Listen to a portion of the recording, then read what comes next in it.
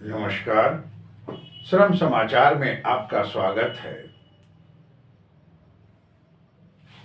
जब लोकसभा में वित्त मंत्री जी भारत सरकार अपना बजट पेश कर रहे थे तो बिहार की महिला दुलारी देवी द्वारा बनाया हुआ साड़ी, जिस पर मिथिला पेंटिंग उकेरा हुआ था, वही साड़ी पहनकर वो लोकसभा में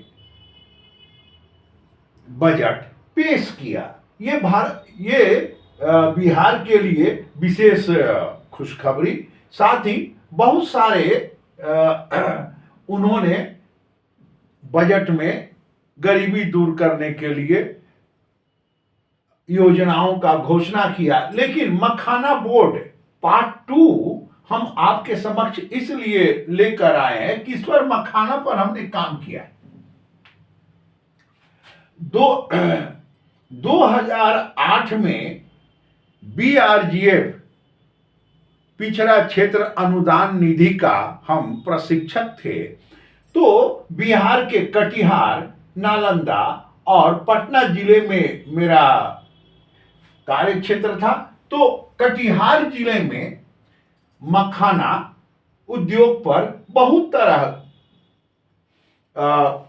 का उनका जो समस्या है, जो मार्केटिंग है, जो प्रोडक्शन का तरीका है, ये सब मैं बहुत व्यक्तिगत रूप से देखा और बीआरजीएफ में इस विषय को हम काफी उठाते थे। अब आप इसको एक किसान के रूप में बिहार की क्या स्थिति है, ये सामान, ये प्रोडक्ट का क्या स्थिति है, उसके बारे में देखें। 80% मखाना का उत्पादन बिहार में होता है। यानी जितना उत्पादन मखाना का देश में है उसका 80% बिहार में होता है। ठीक है।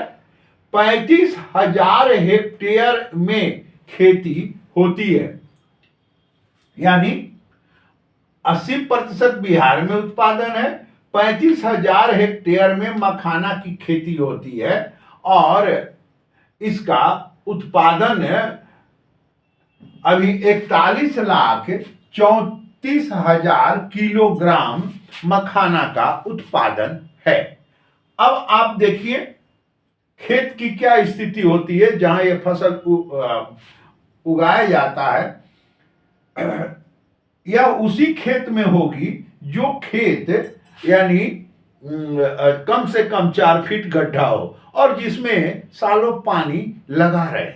ध्यान रखेंगे, सालों पानी लगा रहे। अगर सालों पानी 4 फीट गड्ढा खेत है और उसमें 1-2 फीट पानी लगा हुआ है तो ये साल में 3 फसल इसका होगा। यानी 12 महीना एक वर्ष में है तो उसमें 3 बार आप ये मखाना का फसल का उत्पादन होता है। और उसके बाद है कि कम से कम 2 हाथ पानी हो, वही 2 फीट पानी होना चाहिए।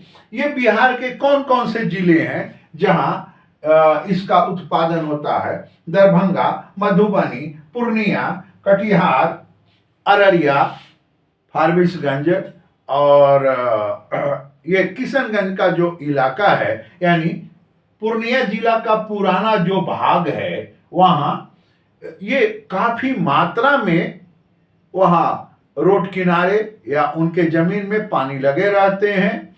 तो स्वाभाविक है वहां ये मखाना का उत्पादन होता है। अब देखिए इसका उपयोग 90% उपयोग देश में ही हो जाता है। यानी भारत में ही लोग 90% इसका उपयोग कर लेते हैं। आज के समय में जब सभी के पास में समाचार पत्र है, मोबाइल है, तो मखाना का क्या गुणकारी है, मखाना का क्या कैपेसिटी है, क्या इसका खाने से क्या फायदा होता है, इसके गुणों के बारे में विस्तृत चर्चा बाजार में यानी छोटे मीडिया में है। तो स्वाभाविक है कि इसका कीमत बाजार में अब काफी ऊंचा हो गया है। जब आप दरभंगा जाएंगे या कटिहार जाएंगे तो दरभंगा के भी बाजार में 600 से आज से 5-6 साल पहले भारतीय मजदूर संघ का काम से हम दरभंगा में थे, तो वहाँ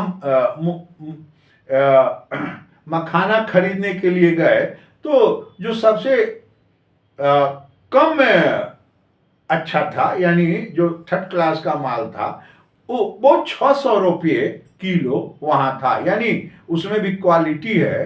तो स्वयं दरभंगा में 800, 700, 600 किलो ये मखाना बिकता है। तो आप देखें, और अब विदेशों में जब सप्लाई शुरू हो गया है तो वहां तो और अधिक कीमत पर इसका इस प्रोडक्ट का अपना टैग लग गया है, इसका अपना एक रुतबा हो गया है। जैसे मिथिला में लोग मखान और पान है, मिथिला का ये शान है, तो स्वाभाविक है मिथिला का ये शान मखान अब अंतर्राष्ट्रीय वस्तु बन गया है। और देश में ही नहीं, विदेश में भी मखाना अब बाहर सप्लाई हो रहा है। तो स्वाभाविक है ये बहुत ही गुणकारी पौधा फसल है। और भारत सरकार ने 2008 से ही हम लोगों का डिमांड था कि इसको एक सरकार स्वरूप प्रदान करे, तो भारत सरकार ने अब मखाना बोर्ड का निर्माण कर दिया। तो ये वीडियो आपको कैसा लगा, लाइक करें, सब्सक्राइब करें।